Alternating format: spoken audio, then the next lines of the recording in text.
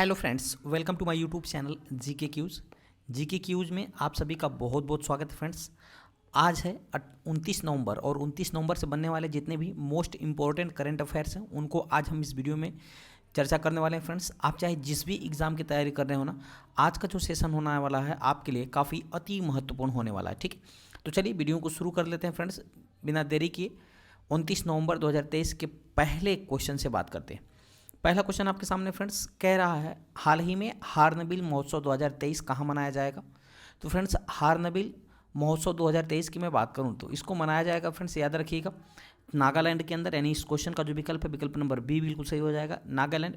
अच्छा, हार्नबिल महोत्सव जो है फ्रेंड्स, इसको क्या कहा जाता है, तो इसको कहा जाता है त्योहारों का त्यौहार। याद रखिएगा, त्योहारों का त्यौहार कहा जाता है हार्नबिल महोत्सव को। कहाँ मनाया जाता है, तो नागालैंड के अंदर मनाया जाता है। अभी हाल ही में इसको मनाया गया है। ठीक है, अच्छा डिटेल में बात करते हैं फ्रेंड्स। नागालैंड के में एक सांस्कृतिक उत्सव नागालैंड में 1 से 10 दिसंबर के बीच हार्नबिल महोत्सव मनाया जाता है, जिसमें नागालैंड की संस्कृति देखने को मिलती है।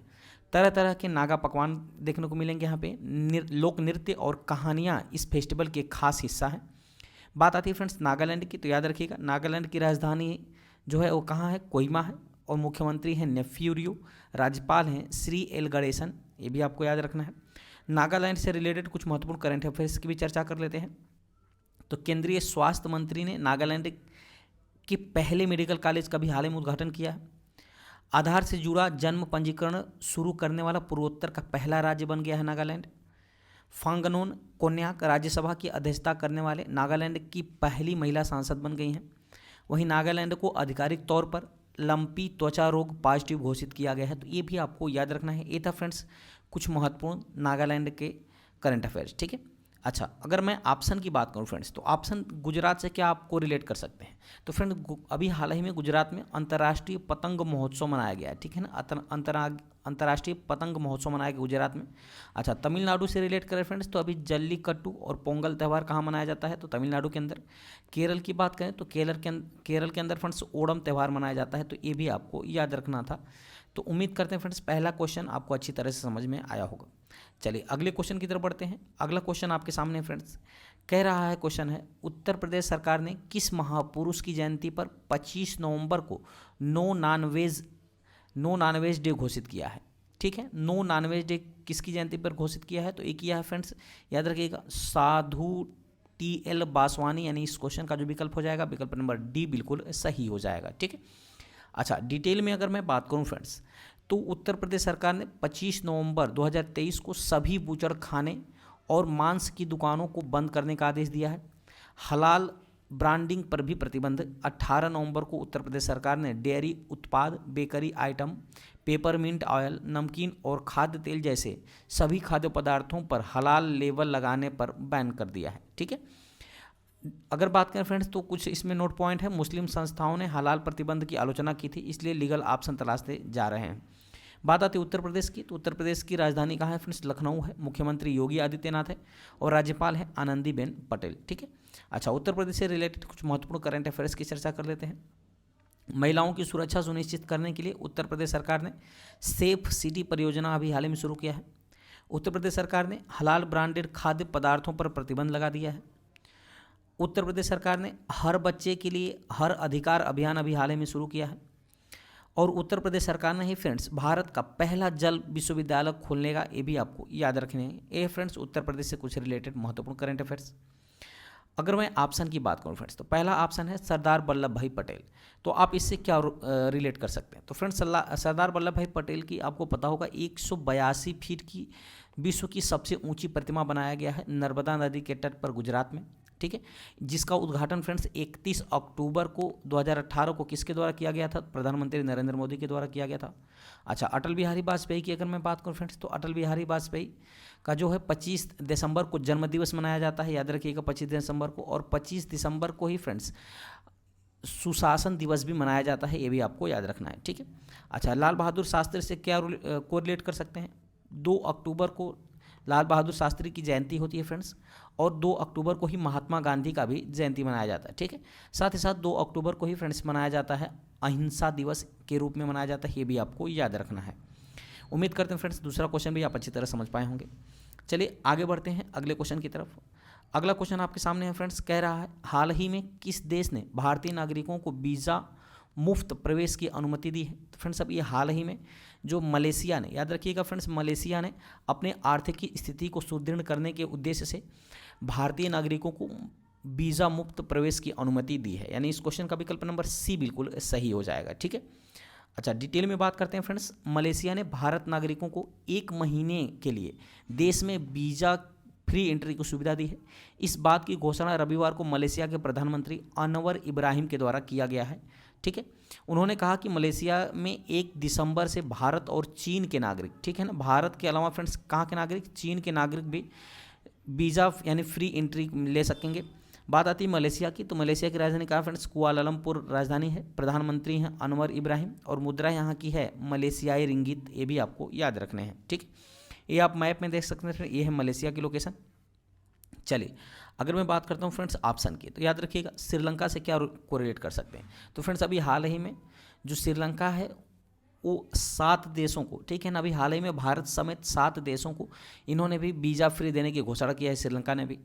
रिलेट करते हैं ऑस्ट्रेलिया से फ्रेंड्स, तो याद रखिएगा ऑस्ट्रेलिया और भारत के संग अभी 2+2 जो है 2+2 वार्ता हुई है नई दिल्ली के अंदर, ये भी आपको याद रखना है। अच्छा अगर मैं बात करूँ फ्रेंड्स 2+2 का मतलब क्या है, तो देखिए इसमें क्या है कि 2 रक्षा मंत्री और 2 क्या होंगे फ्रेंड्स, 2 रक्षा मंत्री होते हैं और 2 विदेश मंत्री, यानी दोनों देशों के रक्षा मंत्री और दोनों देशों के विदेश मंत्रियों की भी चर्चा होती है। इसी को कहा जाता है 2+2 वार्ता। ठीक है ना, कहाँ आयोजित की गई है, तो ये आयोजित की गई है ऑस्ट्रेलिया के बीच। इसके पहले फ्रेंड्स अभी 2+2 की वार्ता भारत और अमेरिका के बीच आयोजित की गई थी। अगर मैं आगे बात करता हूँ फ्रेंड्स अफगानिस्तान से, तो अफगानिस्तान से क्या रिलेट कर सकते हैं, तो याद रखिएगा अभी हाल ही में अफगानिस्तान ने फ्रेंड्स भारत में मौजूद दूतावास को अस्थायी रूप से बंद करने की घोषणा किया है। तो उम्मीद करते हैं ये भी आप अच्छी तरह समझ पाए होंगे। चलिए आगे बढ़ते हैं अगले क्वेश्चन की तरफ। अगला क्वेश्चन है फ्रेंड्स, अभी हाल ही में किसे स्पर्श CCTV ब्रांड एम्बेसडर बनाया गया है।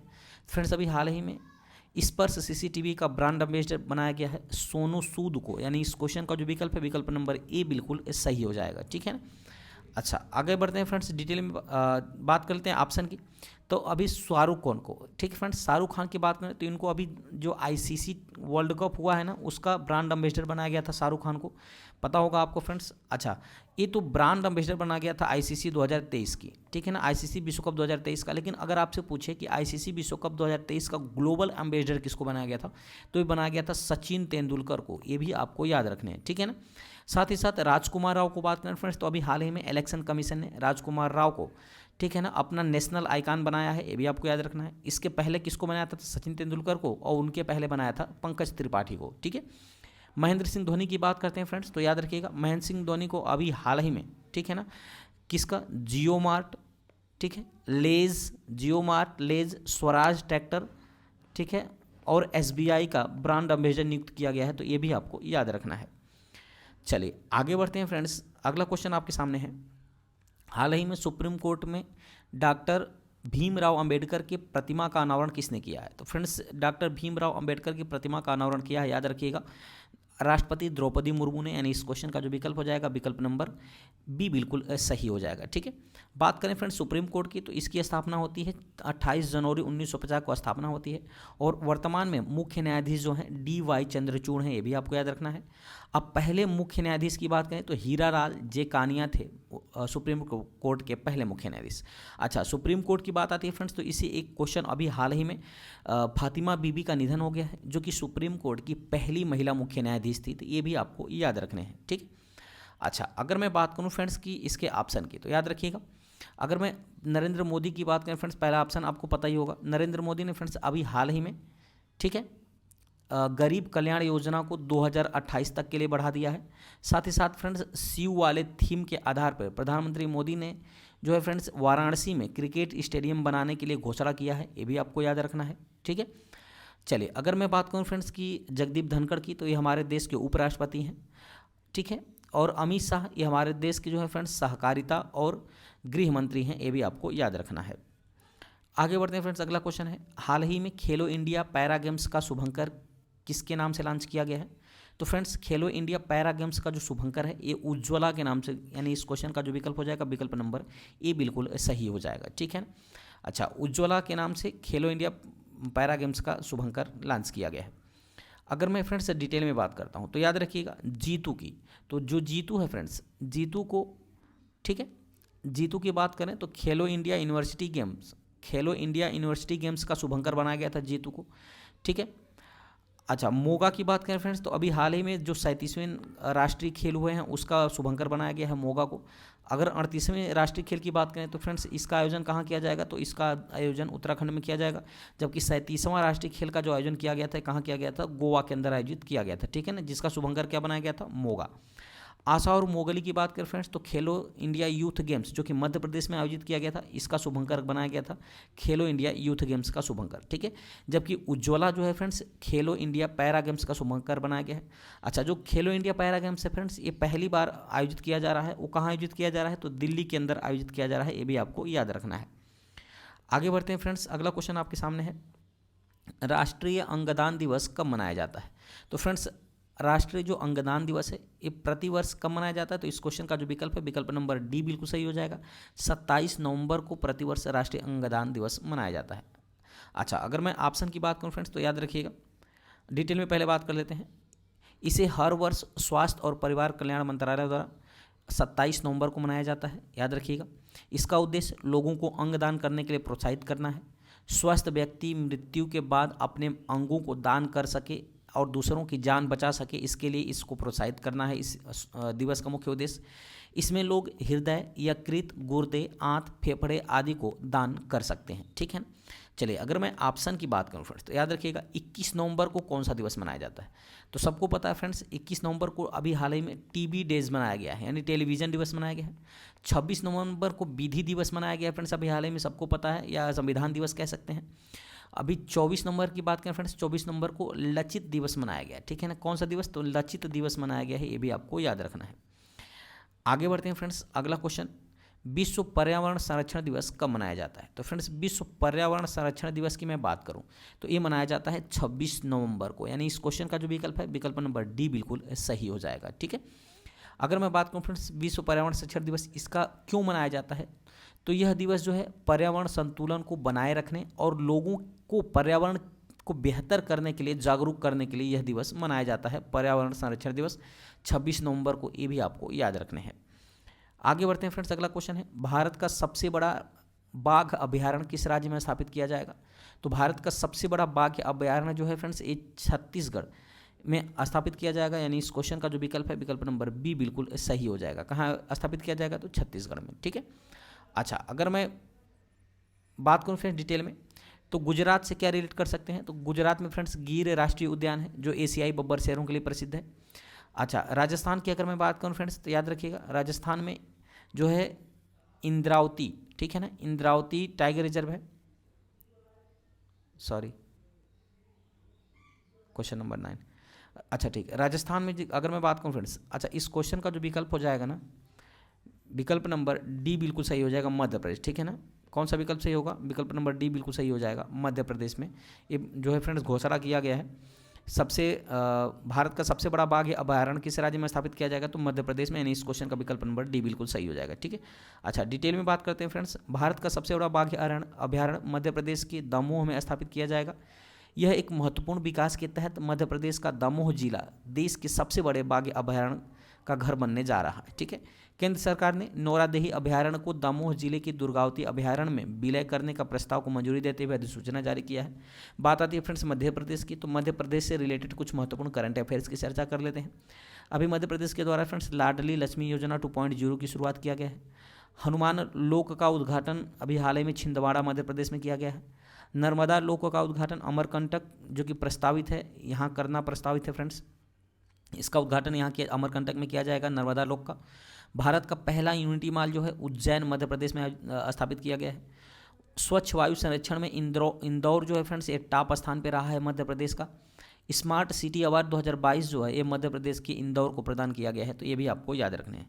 इसके अलावा फ्रेंड्स अगर मैं बात करूँ मध्य प्रदेश के राष्ट्रीय उद्यान की, तो याद रखिएगा बांधवगढ़ राष्ट्रीय उद्यान मध्य प्रदेश में ही है, कान्हा राष्ट्रीय उद्यान, पेंच राष्ट्रीय उद्यान, सतपुड़ा राष्ट्रीय उद्यान, संजय राष्ट्रीय उद्यान, माधव नेशनल पार्क, वन विहार राष्ट्रीय उद्यान, पन्ना राष्ट्रीय उद्यान, फासिल राष्ट्रीय उद्यान, कूनो राष्ट्रीय उद्यान, ओंकारेश्वर राष्ट्रीय उद्यान और डायनासोर जीवाश्म राष्ट्रीय उद्यान, ये कहाँ स्थित है फ्रेंड्स? तो ये सब के सब मध्य प्रदेश में स्थित है। ठीक है, अच्छा ऑप्शन की तरफ चलते हैं फ्रेंड्स। ऑप्शन की बात करें तो गुजरात से आप क्या रिलेट कर सकते हैं? तो मैंने आपको बताया गिर राष्ट्रीय जो उद्यान है फ्रेंड्स, ये कहाँ है? गुजरात के अंदर स्थित है, और जो कि एशियाई बब्बर शेर के लिए प्रसिद्ध है। ठीक है, छत्तीसगढ़ से क्या रिलेट कर सकते हैं? तो इंद्रावती टाइगर रिजर्व कहाँ है? तो छत्तीसगढ़ में है। राजस्थान में फ्रेंड्स अगर मैं बात करूँ तो राजस्थान में सरिस्का, रणथंभौर, सरिस्का राष्ट्रीय उद्यान, उसके अलावा रणथंभौर भी राष्ट्रीय उद्यान है, और अभी हाल ही में चर्चा में रहा फ्रेंड्स धौलापुर करौली राष्ट्रीय उद्यान भी राजस्थान में ही स्थित है। तो ये भी आपको याद रखने हैं। आगे बढ़ते हैं फ्रेंड्स, अगला क्वेश्चन आपके सामने है। अगला क्वेश्चन कह रहा है कि हाल ही में किसने 47 वर्ष बाद डेविस कप 2023 का खिताब अपने नाम किया है? तो फ्रेंड्स ये किया है इटली ने, यानी इस क्वेश्चन का जो विकल्प हो जाएगा विकल्प नंबर ए बिल्कुल सही हो जाएगा। यानी 47 वर्षों के बाद फ्रेंड्स डेविस कप 2023 का खिताब इटली ने जीता है। अच्छा, अगर मैं फ्रेंड्स से डिटेल की बात करता हूँ तो इटली ने 47 साल बाद डेविस कप 2023 जीत लिया है। 123 साल पुराने इस टूर्नामेंट में इटली ने दूसरी बार चैंपियन बना है। ठीक है ना, इसके पहले 1976 में फ्रेंड्स बना था और चिली को 4-1 से हराकर डेविस कप अपने नाम किया था। डेविस कप की बात करें फ्रेंड्स तो ये पुरुषों का एक टेनिस खेल होता है। बिली जीन किंग कप जो है ये भी किससे संबंधित है? तो ये टेनिस से संबंधित है, जो कि महिलाओं के द्वारा इसको खेला जाता है। ये भी आपको याद रखना है। अगर इटली की बात करें तो इटली की राजधानी कहाँ है फ्रेंड्स? तो रोम है, और मुद्रा इसकी लीरा है, और इटली के प्रधानमंत्री हैं जियोर्जियो मेलोनी। ये भी आपको याद रखना है। ठीक है, अच्छा ऑप्शन की बात करें फ्रेंड्स तो ऑप्शन से आप क्या रिलेट कर सकते हैं? याद रखिएगा, अभी हाल ही में ऑस्ट्रेलिया जो है फ्रेंड्स, ऑस्ट्रेलिया भारत को आईसीसी जो है आईसीसी वनडे जो विश्व कप हुआ था 50 ओवरों वाला, उसमें भारत को 6 विकेट से हराकर छठी बार टाइटल अपने नाम किया है। ठीक है, जिसके कप्तान की बात करें तो ऑस्ट्रेलिया के कप्तानों के कौन है फ्रेंड्स? तो ये थे पैट कमिंस। से भी आपको याद रखना है। अच्छा, भारत से क्या रिलेट कर सकते हैं? तो फ्रेंड्स अभी भारत हाल ही में आईसीसी अंडर 19 महिला विश्व कप का खिताब जीता है। साथ ही साथ इंटर कॉन्टिनेंटल फुटबॉल कप में पहला स्थान प्राप्त किया है भारत ने। तो ये भी आपको याद रखने हैं। ठीक है, उम्मीद करते हैं फ्रेंड्स इतना आप अच्छी तरह से समझ पाए होंगे। चलिए फ्रेंड्स, अब आपके लिए आज का क्वेश्चन है जिसको आपको कमेंट में आंसर करना है। पहला क्वेश्चन है, हाल ही में किस राज्य या केंद्र शासित प्रदेश के केसर को जियोग्राफिकल इंडिकेशन का टैग दिया गया है, यानी जीआई टैग प्रदान किया गया है? तो 4 ऑप्शन आपके सामने हैं, जम्मू एंड कश्मीर, ओडिशा, मध्य प्रदेश और बिहार। तो कौन सा ऑप्शन सही होगा फ्रेंड्स? इसको आप कमेंट में आंसर करिएगा। साथ ही साथ ये भी बताइएगा कि वीडियो की क्वालिटी कंटेंट कैसा लगा। अगर लगे कि आपके एग्जाम के लिए काफ़ी हेल्पफुल है तो चैनल को सब्सक्राइब करते हुए बेल आइकन दबाना मत भूलिएगा, ताकि जो भी मैं वीडियो अपलोड करूँगा उसका नोटिफिकेशन आपके पास पहुँच सके। ठीक है फ्रेंड्स, तो चलिए मिलते हैं डेली करंट अफेयर्स की श्रृंखला में कल की वीडियो में। तब तक के लिए बहुत बहुत धन्यवाद। Thanks for watching.